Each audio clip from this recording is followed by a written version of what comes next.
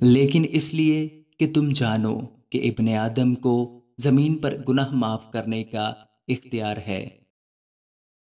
خداوند کے زندہ اور پاک کلام میں سے مرکز کی انجیل، اس کا دوسرا باب۔ کئی دن بعد جب وہ کفرنہوم میں پھر داخل ہوا تو سنا گیا کہ وہ گھر میں ہے۔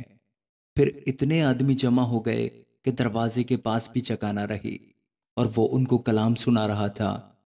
اور لوگ ایک مفلوج کو 4 آدمیوں سے اٹھوا کر اس کے پاس لائے، مگر جب وہ بھیڑ کے سبب سے اس کے نزدیک نہ آ سکے تو انہوں نے اس چھت کو جہاں وہ تھا کھول دیا، اور اسے ادھیڑ کر اس چارپائی کو جس پر مفلوج لیٹا تھا لٹکا دیا۔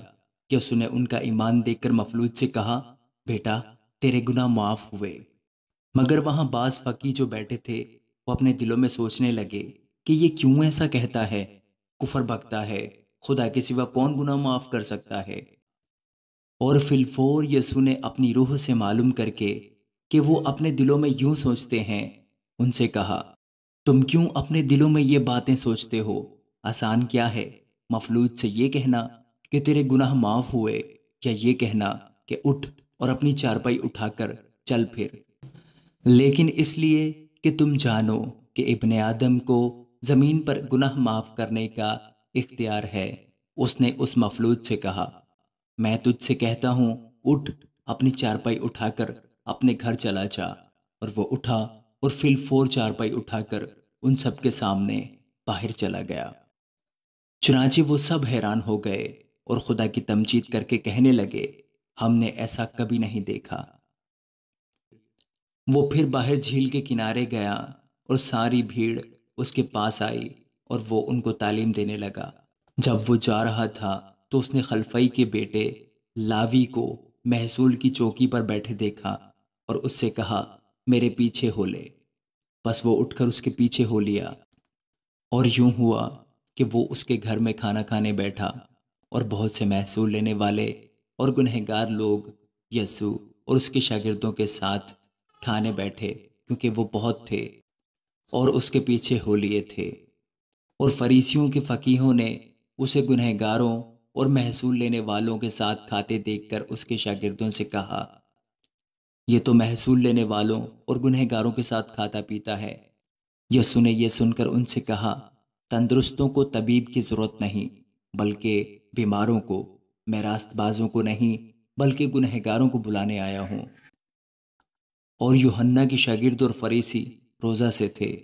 انہوں نے آ کر اس سے کہا، یوحنا کے شاگرد اور فریسیوں کے شاگرد تو روزہ رکھتے ہیں، لیکن تیرے شاگرد کیوں روزہ نہیں رکھتے؟ یسوع نے ان سے کہا، کیا باراتی جب تک دلہا ان کے ساتھ ہے روزہ رکھ سکتے ہیں؟